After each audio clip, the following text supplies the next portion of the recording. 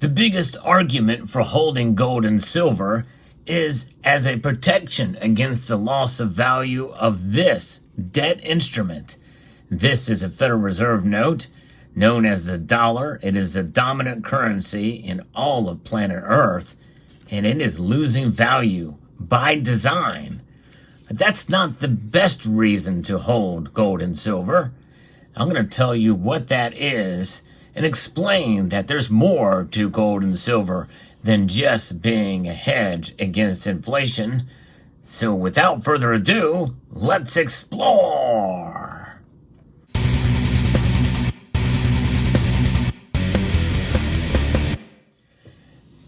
Silver and gold, they have a long history, as we all know.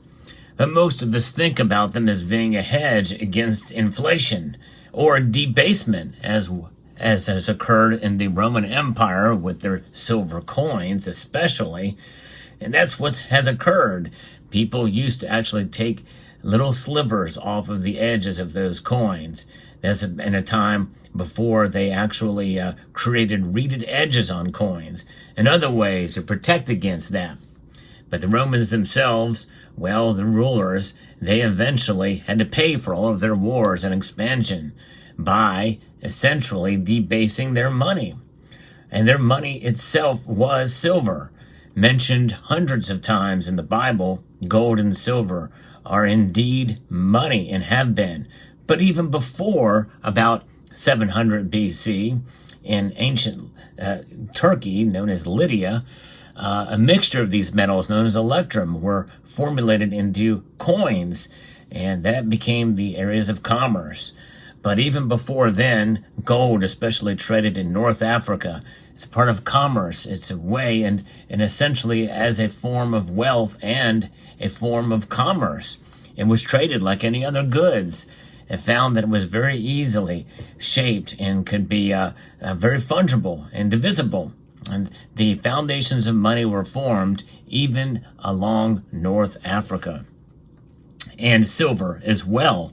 These metals have been shown as a sign of and a show of wealth and prestige. And that really has not changed. Central banks around the world, they hold gold in their vaults because, well, it is the ultimate form, the ultimate backstop, the ultimate safety net. But what about this protection against inflation? Yes, they are, and they do protect against inflation. But you must be strategic in to be able to reap the benefits of that. And what is reaping the benefits of inflation anyway? It means that you do not gain anything other than preservation of wealth. A lot of people seem to sidestep that, and they think about it as the ways to get rich. It is not. Holding gold and silver preserves the riches that you already have. It just isn't a case where you can have a lot of value in a very small space. With both these metals, when you think about it, but still, it is about the loss of purchasing power that we get with inflation, which is simply merely the government putting into motion the printing of more of these than which causes the dilution of the money supply enacted through the Federal Reserve System, and that is a loss of purchasing power. These protect against that. But it really depends on how and when that measure has taken place. For instance, many of these gold and silver products that we have in the form of physical bullion, you can lose against inflation in a high inflationary environment, especially if you buy at the top of the market. If the price realized on the open market, which is the spot price as agreed upon by several institutions and agencies, and you buy silver and gold at that price, well, what's going to happen? If you're especially at the top of the inflationary ladder, and then we see a deflationary situation, or we just see a price fluctuation, you could lose out at that particular point in time. It really only manifests itself through time. Time is the key here as a protection against inflation. And really, that's the case with anything, including land and other aspects. But holding on to the metal is a way to preserve yourself. Other things that you may have will either depreciate in value as well as price. Gold and silver maintain their value. That value proposition, I think, is one of the areas that it surpasses being a hedge against inflation. It is a store of value. Both metals are a store of value amidst price fluctuations. And that's really the bottom line. Now, let's take that a step further because, again, prices will fluctuate on the markets. But what are those markets? Those markets essentially are what man and the system developed by man say they are.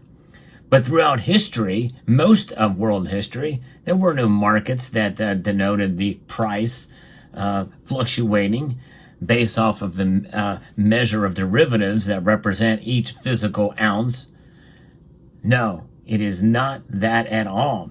It is the mere intrinsic value. In other words, the value in and of itself, its worth.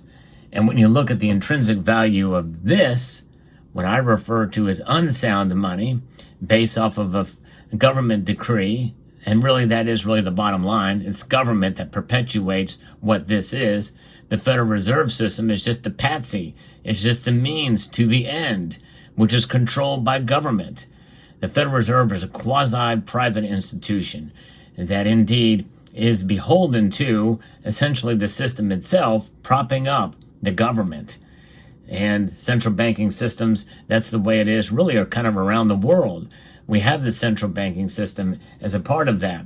And they do things to try to manipulate this and or reset it. And that's likely going to be coming sometime down the road.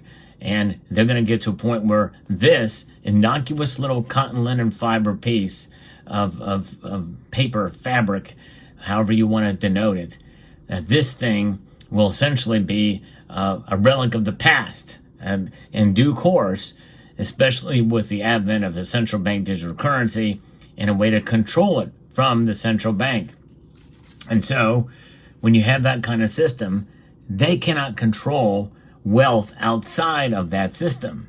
Even land, as though a great investment it may be, you owe taxes on it every year, and land can be conquered. Now, gold and silver can be stored. Much harder to take that if you are careful. And yes, it can be stolen too, very easily, if you're not careful. So you must take it upon yourself to protect yourself in the event of that. But the biggest, I think the largest and most convincing argument to hold gold and silver is that it is wealth outside of any system that man puts into place because of the value in and of itself, the intrinsic value of exactly what makes gold gold and has been for thousands of years. It does not dissuade, it does not erode away, it does not tarnish, it does not do anything but just exist in and of itself. You can't say the same for silver. It does tarnish, but it does not erode, it does not go away. Silver indeed is valuable as well too in its own right. Both these metals have proven themselves over thousands of years, so much so that our founders were very brilliant to include them as the only sound money to be utilized between states. Article 1, Section 10. Why did they do that? Because they understand the historic significance of what gold and silver have been for thousands of years. So much so that in the Bible, mentioned hundreds of times, about 400 times between the two metals mentioned in the Bible. The historic significance and the understanding of what they mean in culture and societies is something that, if you're a student of history or even not, it is something that has stood the test of time and will continue.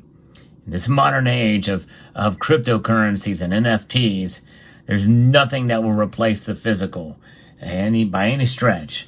And so much so now that in this area of digital assets and software as a service, even this cotton linen fiber note has some value to it that people do want to embrace. And I think it's good to have some of these on hand to protect yourself from having to liquidate these in an emergency. These are for an ultimate emergency that could come down the pike. I'm a fan of holding on to your metals once you get them. It's almost to a point where having them in your possession, and the longer you hold them in your possession, really does set yourself up as not only having a store of value that will protect against inflation, but having that store of value outside of the system. The longer you have it outside the system, the more empowering it is for you as an individual. And really, that's what it's about. That's what freedom and independence is about, is being able to rely upon yourself and the value of the assets you hold. And I can't think of any better assets to hold that have preserved their value over the long course of time throughout history than gold and silver.